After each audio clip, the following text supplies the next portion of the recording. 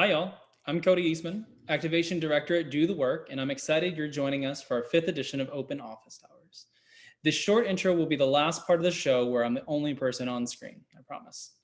For those that are new, Do the Work is a grassroots queer organization and creative community and platform.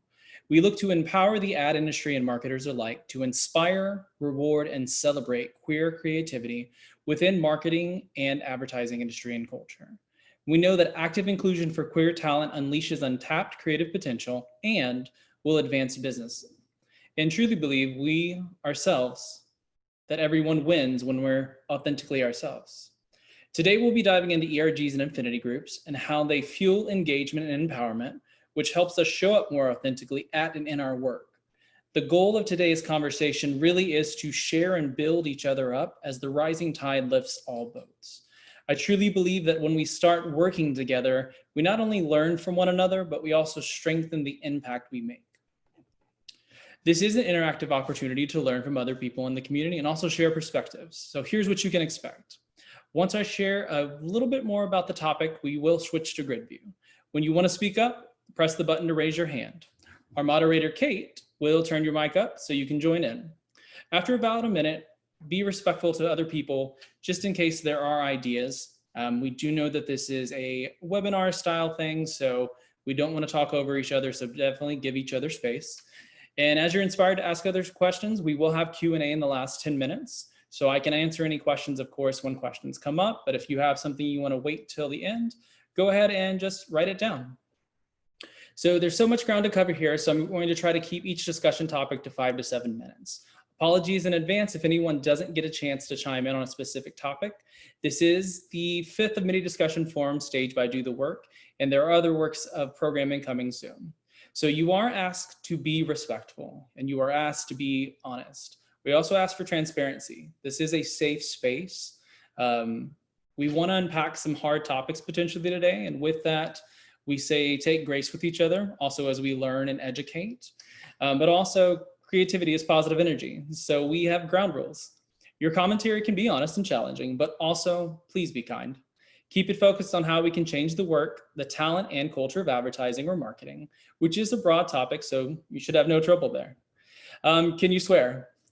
Quoting Kate from a previous, fuck yeah. I swear quite a bit, but definitely keep it to positive instances. There's going to be no name calling or swearing at individuals. But if you want to emphasize something, definitely do that. Also, snaps are welcome. Love a good snap. And in regards to compliments, they are free, so celebrate creative thinking.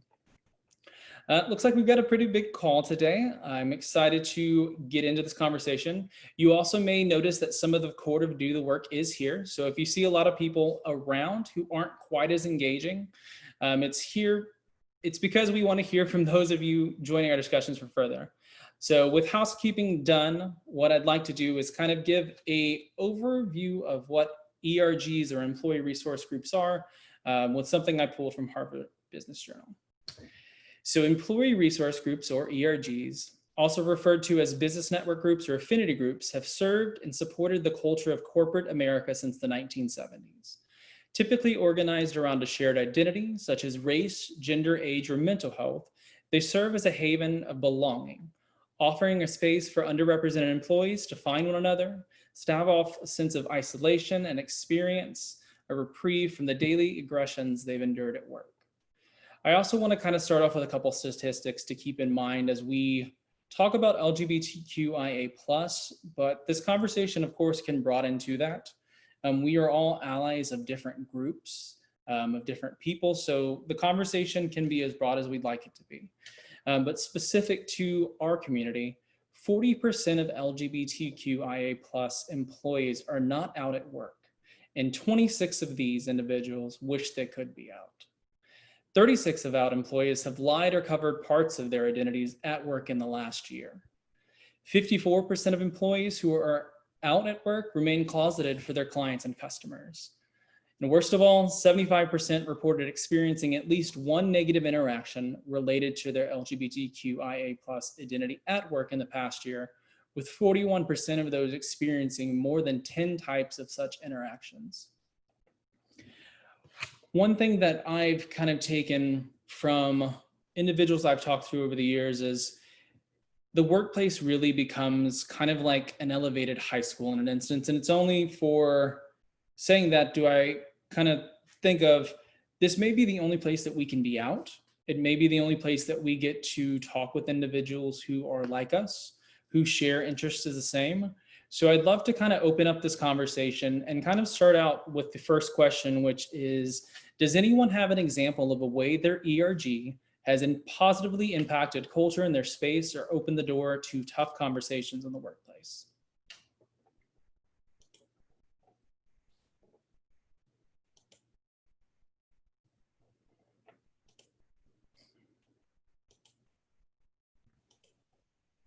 Let's see if we got any hands over there, Kate. No hands quite yet. No worries. Do you have a personal story of that, or I can share one? If you want to go, and I can go right after you. Ladies first. Well, actually, you go first. I'm going to have you go first because I talk a lot on these things. It's all good. I think one thing specific for my agency. So I work for a company called George P. Johnson.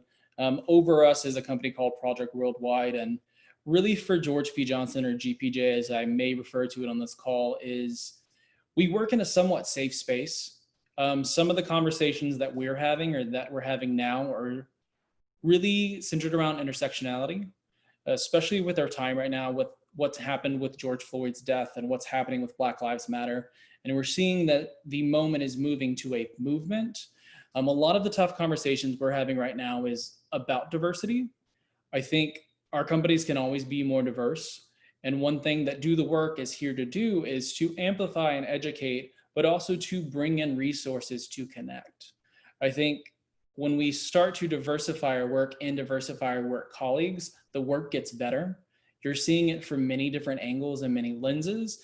And I think when you're siloed in kind of an echo chamber of something that is similar or like, you don't really get the hard conversations. You don't get people challenging you on your views, which I think we can all grow. We can always learn more. So I think for GPJ right now, we're having tough conversations of how do we diversify? How do we look at partnerships with potential historical Black colleges or trying to elevate in regards to pulling communities? We work with the Austin LGBT Chamber, and how are we getting plugged in regards to bringing in more talent? Because as we diversify our work and our workforce, I think our work gets better. It's definitely at the front of what we do. Our ERG is called House of GPJ, and a lot of our ethos is built around visibility, education, and really creating like a safe place for anyone. So I think as that exudes out, it means we're also bringing in new people into our family. I love that. I think in my personal career, because, you know, it's been going on for not forever, but for long enough at this point, back when we had Blackberries and prior. I think a lot about how ERGs have come to life and the stages of which the need has arisen and how they were originally discovered. And I would love to, this is more of like a question on a question, because in my experience early on in my career, an ERG was essentially set up grassroots, Right. through employees banding together to then ask for support. But really the support from corporate or from the holding company or from the company, even on a small scale, came much later on than the actual existence. And so sometimes I conflate in my career what is a support network versus what is an established channel. And I'm wondering, have you had that experience? Because your question was about anecdotal things that have happened to you in your career, but I'm now even having trouble, this is why I said you go first, is understanding what the difference was. Because back in 2006, it was a much different experience than 2020. Right. I think there's an evolution there. And I think for me, when I envision employee resource groups, is they really do become the boots on the ground. I think as the workforce is diversified, and especially millennials have come into more shift and Gen Z is coming in, I think we've reshaped how a lot of things are done. And I think with that is we've also become comfortable with having conversations others didn't want to. So I think where they were kind of groups to just commune, they're now pushing boundaries in regards to policies or making sure that we look at things like gender bathrooms. I know conversations that I had in the very early days is for our building, how did we shape or make sure that we were accessible from every angle? And if we weren't, like, what are the conversations we need to have? And from working with other ERGs, say in the Austin area or in the Project Worldwide Agency, it's talking about tough subjects that sometimes leadership hasn't hit yet and trying to push leadership. Which I guess it's a little bit of the first, but I think a lot of it really becomes the driving force. Sometimes leadership doesn't see exactly what you need. And I think it does become the voice, and the ERG does become the voice of the people in that instance. For LGBTQ plus or LGBTQIA plus, it does become kind of the funnel. I'm not sure if that answers exactly what you were looking for, Kate. No, it does. It essentially, and essentially, for the way my understanding is, like, and from what you said, to summarize, is it operates as a spotlight for blind spots. Yeah. So it's a group effort to make sure that the larger body of work, whether that's a company or a campaign, and that's subjective to whatever we're talking about, right, has the support and the guides to give different points of view on how something could be perceived, or places to watch out for, or things that should be considered creative, right? And that is basically creating a team of hands, that establishes a safety net. Yep, 100%. Very cool. I'll let you pitch it back to ask more questions, but that's very, very interesting. Yeah. If we don't have any more questions, I'll jump in the second one. I'd love to hear from anybody on the call. Is there a secret sauce that makes your team succeed, or something special you embedded into the DNA of your group when starting?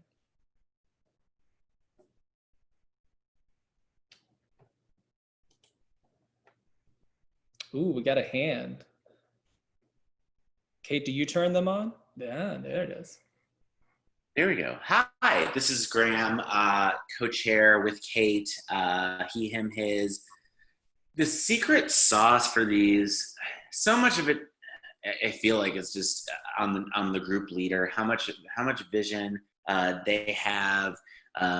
This is always an uphill struggle. Even if you have like senior leadership support and you have resources, it's such an individualized to your company. What do I want to make this for us kind of thing? And it has to be someone who continually sort of like checks, not like who trust their own instincts, but can also put their own instincts aside to sort of go, okay, but I have to account for a lot of different perspectives here. And how do I do something that's like better for the group and that unifies the group? Because, I've definitely seen groups rise and fall by their individual leadership on the ERG level, but the added secret sauce that goes with that it seems like has to be like management involvement. It's just sort of funny because I've just sort of seen so many things, and I've definitely stayed at agencies long enough too to sort of see things like rise and fall within a specific group. A group that was doing great sort of has a lull and then picks up again. And one of the strong sort of like correlation factors to like when you're doing well is when you have the CEO's ear and the CMO's ear, or you just have an executive sponsor who's attending stuff. But a lot of the time when you're working and you're doing all this stuff and it's just not working, you sort of like wake up and you realize, oh, it's because like we've been doing our thing, but we haven't talked to anyone in management for 6 months. How the hell did that happen? So, leadership is just so important to these things. Yeah, that's a great call out. And Graham, I'd love to actually kick it back to you is in regards to kind of that change out, because leadership is it's a necessary need, especially for growth and getting anything going forward. But in regards to kind of a rotation of ERG leadership, if you have been in an instance, or have you seen an instance where a leader wasn't working, where they rotated in someone who did bring back a thrive or an energy to a group? Or do you have any kind of guiding thoughts in regards to how quickly you should change out, or if there is a system of change out? The thing that I've seen more than anything, honestly, and it's so tragic, but it also speaks to like how much this stuff matters, is you know, I think a lot of people who don't get involved in these things and who want to, you know, there's cultural elements in terms of the ad industry world that we have to account that affect everyone. The thing where people aren't taking all of their vacations, the things where they've been dying for a company happy hour, and then the company happy hour happens and they can't even go because they have a deadline. I feel like a lot of people butt up against that stuff. And I think that in terms of your specific question, what I've seen is a lot of people who were like, fuck it, I'm going to make this happen. I'm going to make this work. I'm a leader on a multi-million-dollar account. I'm going to make this happen.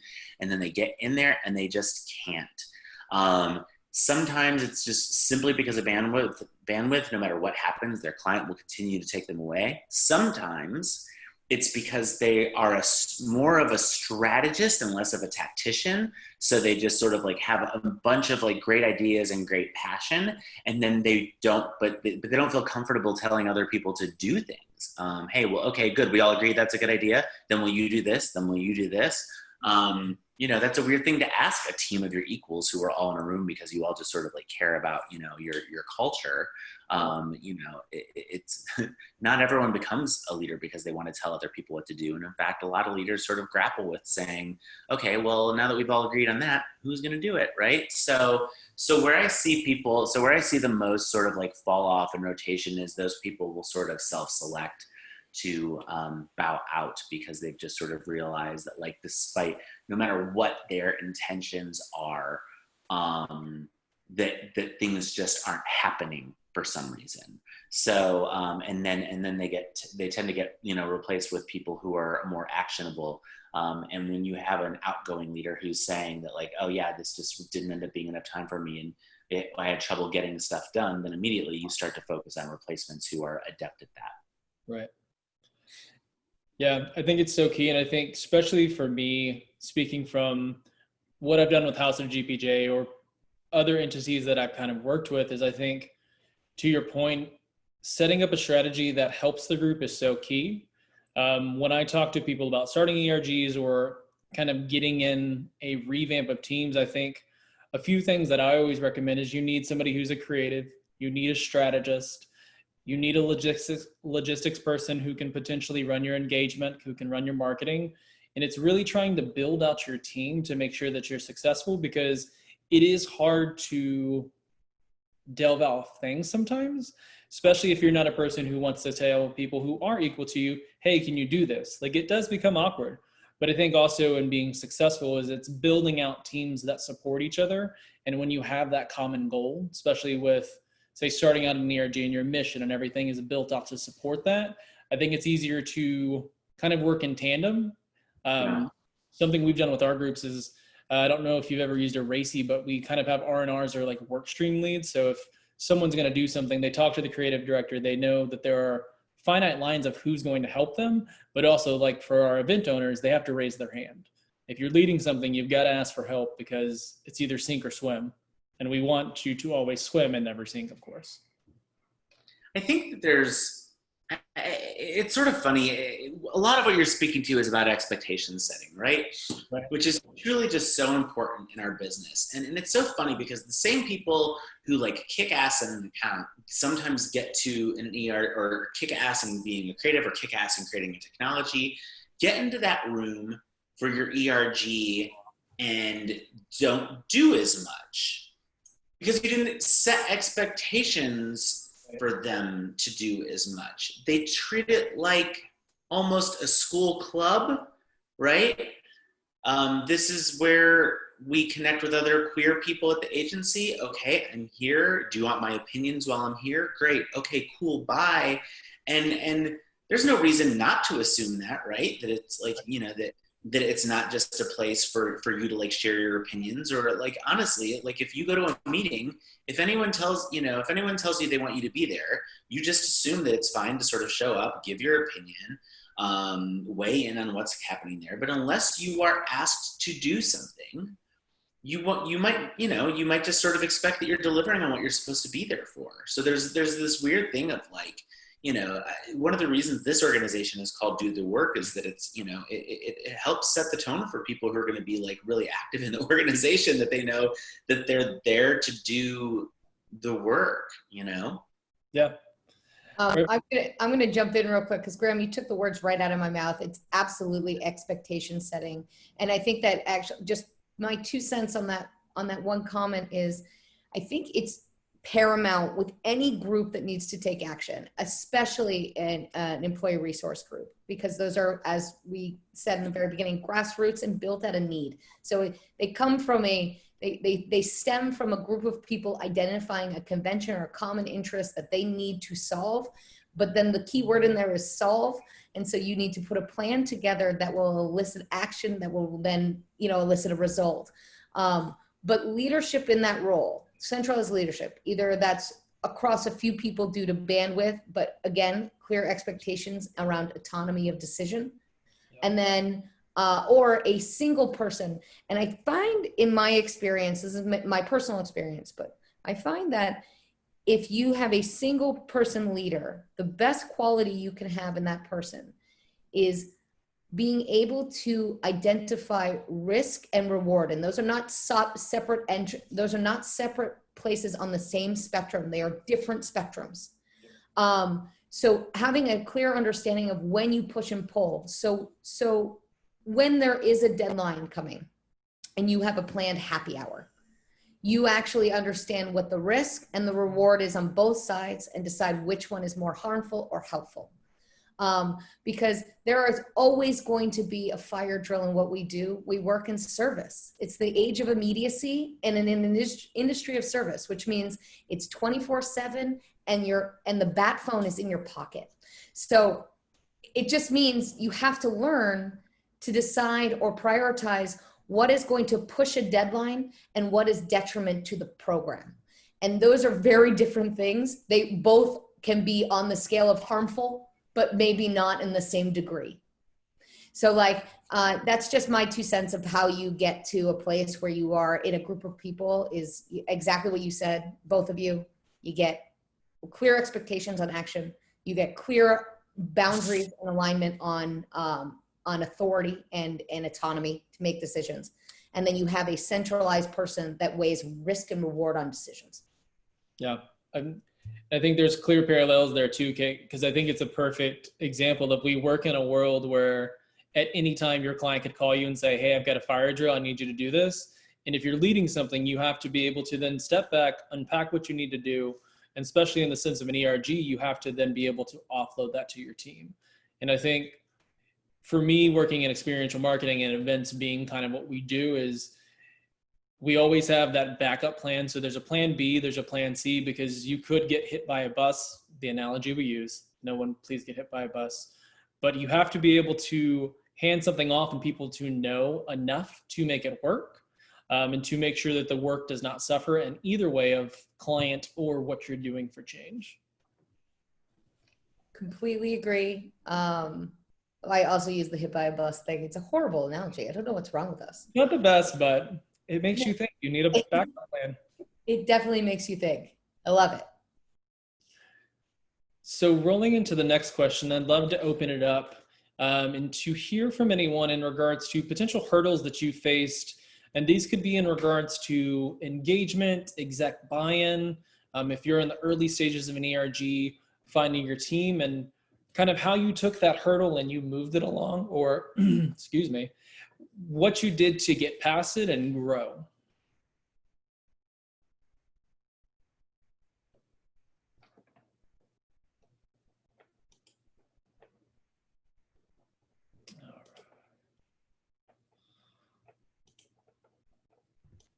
Well, as we wait for somebody to give a hand, I have a personal anecdote of this. Okay. LGBT people are notoriously funny. It's actually part of our the DNA. Yeah, community. It stems from covering and code switching, and deflection, and it is one of, I believe it's like marketing for LGBT community. Funny resonates, humor resonates higher than any other through line, even higher than empowerment. And tonality of the people that create work, we tend to be in the creative industries, and we tend to be on the more silly side because there are things about being LGBTQIA that require that mechanism in your brain and that characteristic. Right. So my tangent thought here is when is comedy and covering detrimental for action on because when does it become we're laughing through it versus we're laughing to action, or we're focused on action, which would be, for me, that's always been the hurdle, especially early on in my career, for starting an ERG group, because my tendency was always to say, well, what that person just said to me was fucked up. And that's maybe not the best action. How do we get over that? That's basically, so that's my anecdote or answer to your question. So how would you suggest, or how do we address that within our own community to make sure that we are taking things seriously? I think humor becomes one of those easy ones, especially for us to laugh something off. And like you said, like, yeah, that was fucked up, but like we laugh about it. And it sometimes, I think, comes down to we as people, and as a general statement, conflict is not something we tend to navigate towards. We navigate against it or away from it. And I'm speaking like for myself in this instance, but others I've worked with, is it's sometimes easier to laugh something off and move past. But I think also in that moment, we have to stop, unpack, and understand what just happened was unacceptable. And where ERGs come into play is it's then taking that moment and teaching through it. I know one thing that my team is working on right now in regards is how do we talk through pronouns? And I know this is kind of a switch of subject of something that's completely fucked up to an education moment, but we also take it in. I have a colleague who is transitioning, and they have taken the time to teach others, but also myself as leading an ERG, I want to take the time to make sure education is something they don't have to do, because in their daily life, they're taking on more work than necessary because they're having to correct someone who said he or she. And of course, when someone does it out of accident, they're not quick to strike or anything, but it's also, we as allies of all groups have these opportunities to start teaching. And in these moments where we see these instances of things we've laughed off, it's like, well, why did we laugh that off? Why can't we talk about it? Is it something that's kind of unknown? Is it something that is taboo? Is it something we just never dealt with because it stems to something? But I think ERGs have the opportunity to create education. And yes, it can still be tongue-in-cheek. The LGBTQI community is very tongue-in-cheek. You have things like drag, which is built around humor that goes different directions. But I think when we strip it down, there's opportunities to take these instances and create something out of it that not only helps who was in that situation, but it's also potentially creating a roadblock for situations like that to happen again. Because if it's happened once, it's probably happened twice. And I think ERGs have the opportunity to stop that. Do you have any suggestions on what you could do? So I think there's a normalizing behavior thing. Yeah. So what suggestions do you give the people listening that you can take immediately? And what verbiage can you put in your own like repertoire and vernacular that becomes trigger verbiage, just things that you automatically say, either if you say something wrong or if you have a question? Do you have any suggestions on that? Are we talking general or specific to say pronouns? Well, I was thinking just specific for pronouns. Like an example of that is like in my company, on the other side of Do the Work, I require everybody to put their pronouns in their email address. It's mandatory and it's not up for discussion. Right. It actually stems from a previous employer who asked me to remove it because everybody knew I was quote unquote a girl. And I had to do some teaching of explaining that that's not why I put that in there. I am feminine presenting, but it's designed so people stop assuming. Those kind of steps. So that would be one example. What other examples could we put in place that would make a difference? I think one that I talk to my team about is specifically around pronouns being a business case. So if it needs to be pitched as business, especially when you're working with customers or clients, people from different nationalities, cultures, you never know who you're talking to until the email's sent and it comes back. And how awkward is it to talk with the client or talk with a customer and mislabel them for that email then to come back and be like, oh, I'm not X, I'm not Y, I'm not Z. And I think by setting your pronouns in your signature, which is something we're doing, it sets the tone, but also you're never having to undo something that you started with. And I think especially in business or for us in relationships, you always remember how you met someone. If someone mislabels you, you will remember that. There are times like I've been in the drive-thru and my voice is kind of high and they'll be like, is that all, ma'am? And that triggers me because I don't identify as a ma'am. They don't know, but I think in those instances, like it is a learning opportunity, and especially when it comes to work. One technique I share with people or share with colleagues is anytime that I'm writing an email, I will never use pronouns unless I know who someone is.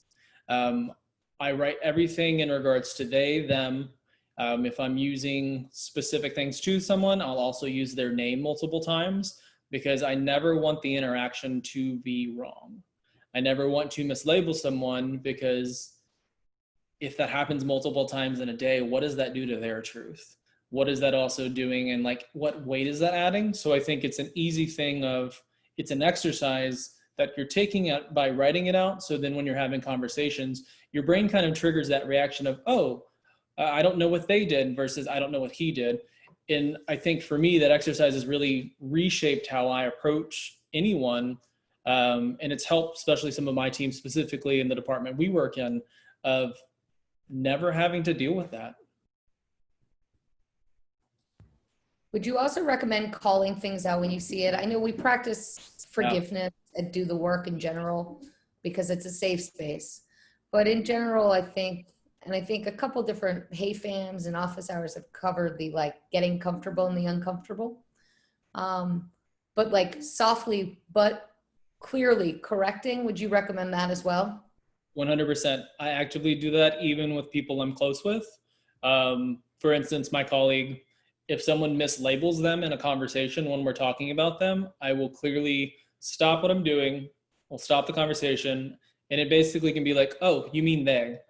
And it doesn't have to be aggressive or anything. But I think in setting that, it then triggers something in our mind cognitively to say, oh, this.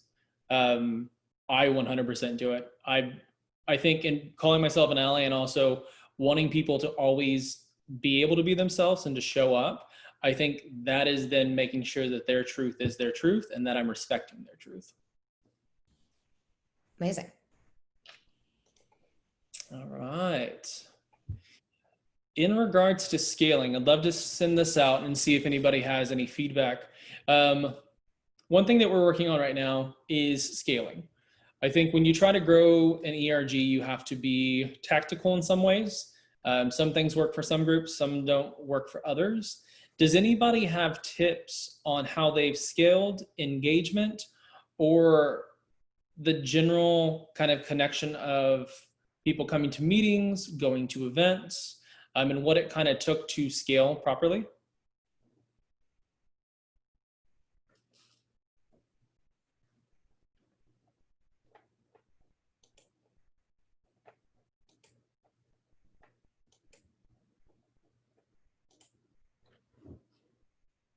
Let's see here. Don't see any hands. Looks like for this one thing that I can talk about, so it's something we're dealing with now, but I think in regards to connection, there's something that I've been working with the team on is scaling across organizations. So I know it's not traditional, and with ERGs, we work with a company, but in regards to kind of talking about sustainability, I think when we start partnering with like-minded companies or organizations, I think we start to build our network. One thing that I've learned from, say, working with Google or Salesforce is they may have education pieces that could actually work for George P. Johnson. And in that way, there's stuff that we've done or stuff we worked on together that I can potentially switch with them. So I think a technique that I've tried to keep at the forefront of my mind, and this at GPJ called empowered people or inclusive culture, which we've kind of recoined from people of color or POC.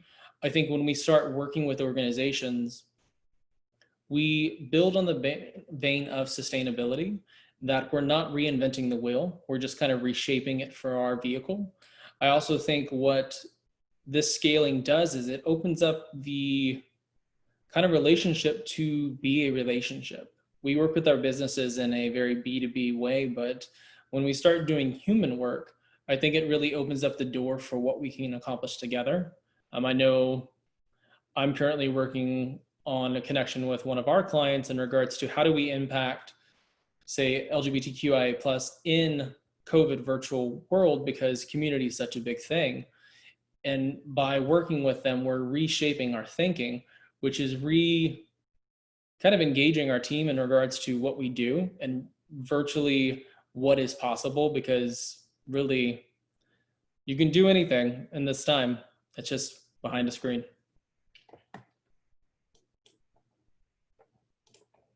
All right. Open this one up as well. So with social justice at the forefront more than ever, how have you celebrated the intersections of the LGBTQI community? And what have you done with your ERG to elevate Black, trans, and other voices during this time?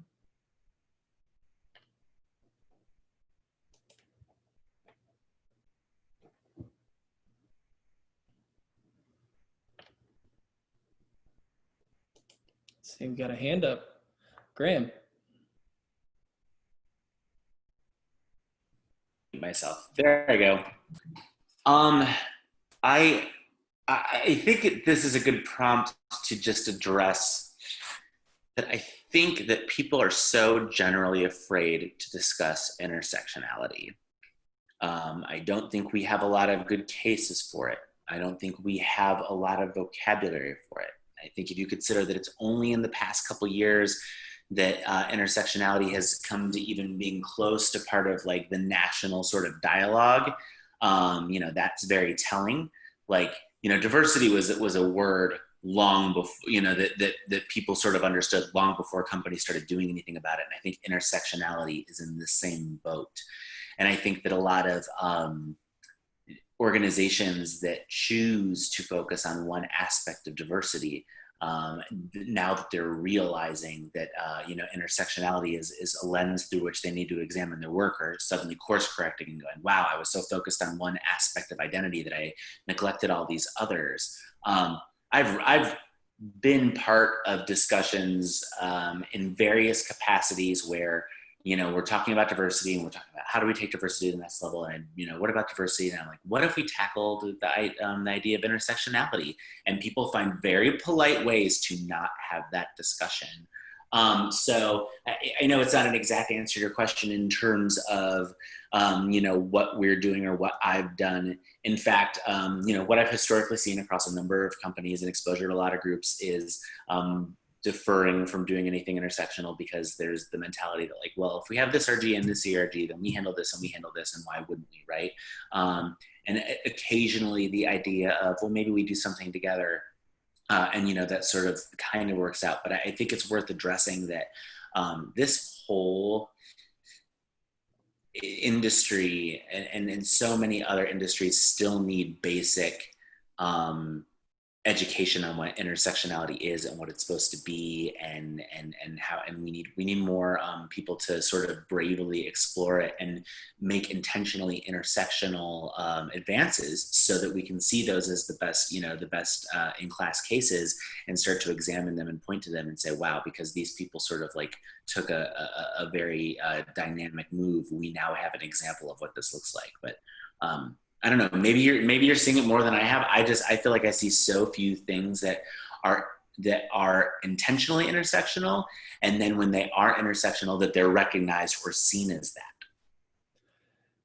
Yeah, I mean, I think intersectionality becomes hard because I think what I've seen more in conversations I've had with teams in regards to, as of late, is especially with George Floyd's death happening during Pride, what did that mean then for those groups? But I think one of the beautiful things about intersections is you can take any employee resource group and really find them, especially for LGBTQI plus Black and Black trans voices exist. I think one of the beautiful things about this community is it is so intersectional. Really anybody can sit inside this group, where others, You say take something like women. Women does have a few things that you don't necessarily have to identify, because then you do fall in an ally bucket. And I think when we're talking about also intersections, you have to start talking about the ally vein, because we are all allies to underserved groups, marginalized groups. But it is interesting that we shy away from intersectionality and that it is a new thing when it's existed.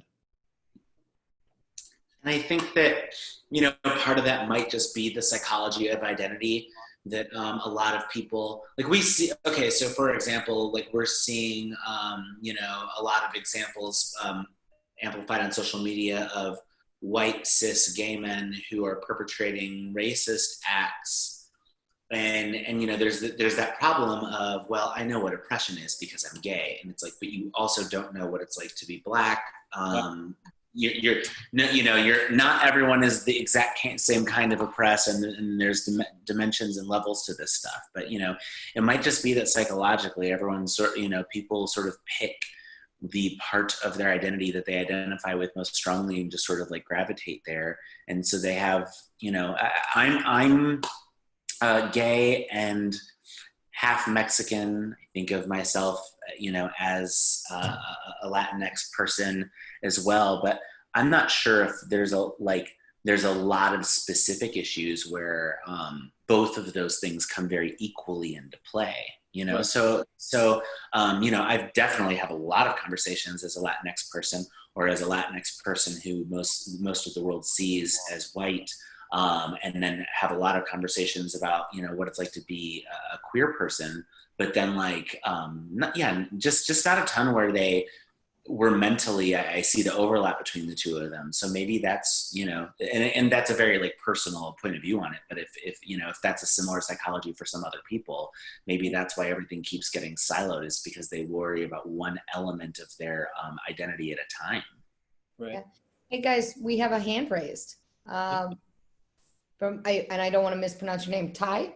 Hey there, Ty. It's Ty. Hey. Oh, perfect. Can you guys hear me? Yeah. Okay, great.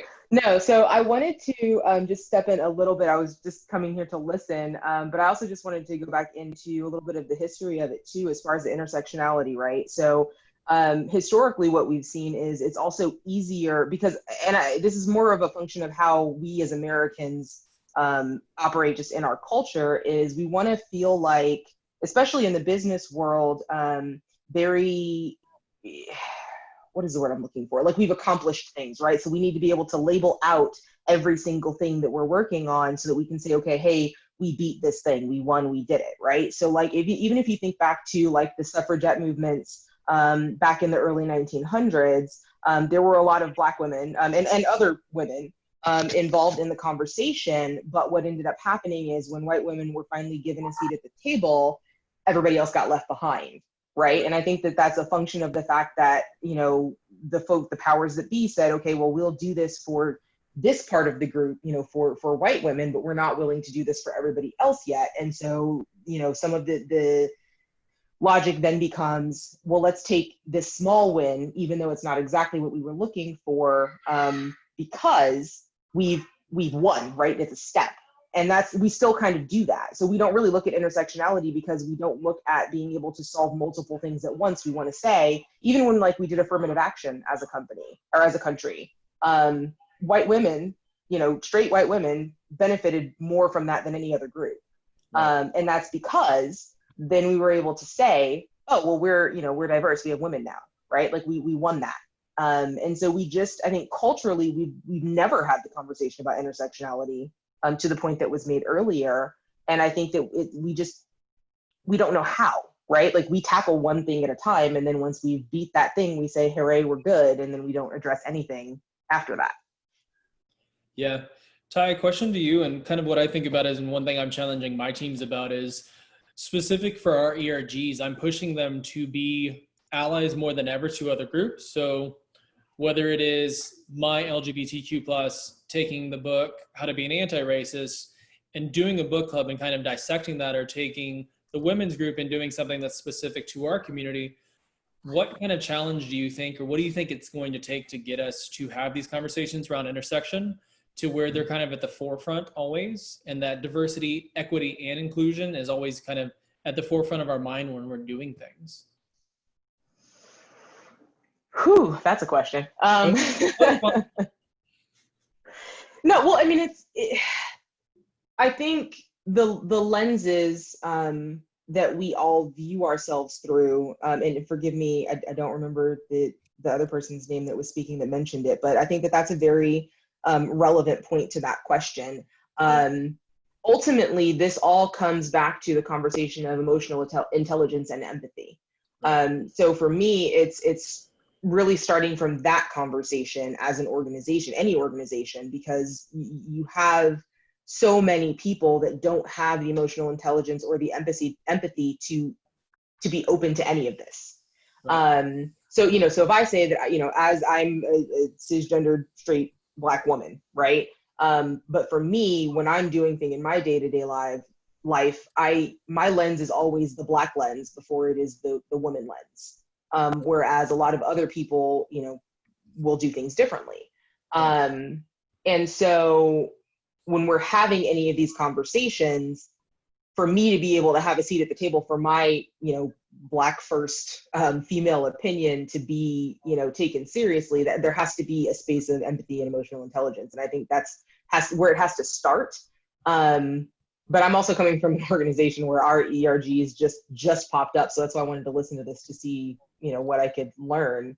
I'm not really sure for organizations that are further along in the conversation, how else you would do that aside from things like book clubs, movie watching clubs, podcasts, and then almost forcing the conversation to say, in this ERG, we are going to address things that affect other people, right? So if you have like the EPIC ERG, and then you say, we're going to read a book that, teaches us about the disabled community and the things that they go through. And let's learn about what the difference in doorknobs means to someone who doesn't have hands, right? Like those are things that if you don't force those conversations, then they're never going to happen. I don't even know if I answered your question, but. No, for sure. And it makes me think, like, I think we as humans have to almost go to the human identity before anything. And how are we taking time to not only amplify the group that we sit in, but also at all times we're looking for multiple lenses. Because just because something affects me doesn't mean it's going to affect someone the same way. And I think that becomes so important in ERG, especially to make sure that they're diverse in bringing in diverse talent and ensuring that everyone has a seat at the table. Just because I know, like, even the term diversity, equity, and inclusion involved from diversity and inclusion to talk about being equitable, because there are some groups that don't even have seats at the table to begin with because they haven't been set up to have that seat. And I think specifically for LGBTQ+, our group is trying to dismantle all of that in regards to, if you're a person, you have a seat at the table. It doesn't matter what you look like. It doesn't matter who you are, your sexual identity, anything. We want to value you as a person, and also we want to learn from you, because I think in having conversations and understanding diverse perspectives and things that we haven't experienced, we expand our knowledge, but we also expand our heart into what it's capable to accomplish.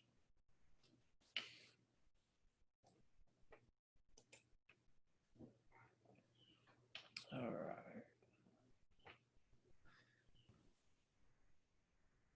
Graham, looks like your hand is still up. You good? I'm good. Yes. Sorry, I didn't mean to have that up still. Oh, I forgot to lower it. You gotta press lower hand. You're all good. Looks like we're getting close on time. I do have kind of one last question. I'd love to open it up once again. Has anyone built content or done something that pushed kind of boundaries forward? I know this is a little bit of my first question, but I think when we start talking about education opportunities, I think it really becomes great to use them to do multiple things. So has anybody here built content? Do they have content they like to share, potentially with the people on this call, that has opened up conversations? And if so, what was that conversation? We, when I was at Gray, we did a really fun and interesting program with a group called Video Out. Okay. So Video Out is an online library of coming out stories. which even then it's sort of interesting because they're sort of changing their vernacular because, coming out of something we have to do every day, but should we even have to come out? Can we just be ourselves? And we're getting to a point where, where that's evolving a little bit. But, basically you can sort of go online and see a bunch of stories of people who sort of come at things from a bunch of different angles. And we had this realization among our own ERG group there that coming out was so different for all of us. And if I talked to someone who'd been in the business 10 years longer than me, and then someone who was there, 10 years less than me, like, wow, what different experiences we had. So basically we got our production team together, and we shot a bunch of videos for Video Out that were not only the story of what it was like to come out to, in our lives outside the office, but also what it was like to come out at work, which was an element of the story that I don't know, we just sort of don't focus on it. We sort of take it for granted, or when we talk about the coming out experience, we usually don't focus on what that work story was like.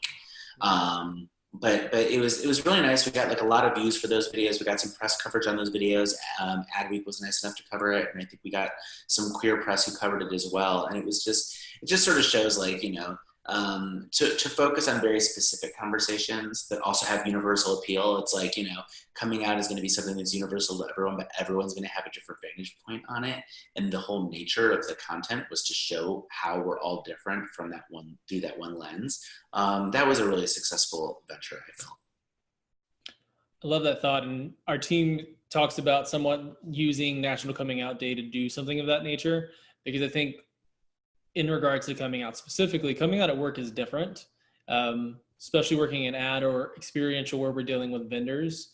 I know myself, I've been uncomfortable at times dealing with people on site just because depending on where they grew up or their beliefs, sometimes being gay can be seen as a weakness. And when I'm dealing with, say, contractors or people who are doing work in regards to companies like Freeman or things like that, I definitely don't want something to be a challenge for them. So I think sometimes I code switch or I'll drop my voice or different things. But I also think in learning or being more comfortable these last few years, it's allowed me to have a relationship with them that I didn't. And I think also through coming out stories, you give people opportunities to potentially find themselves.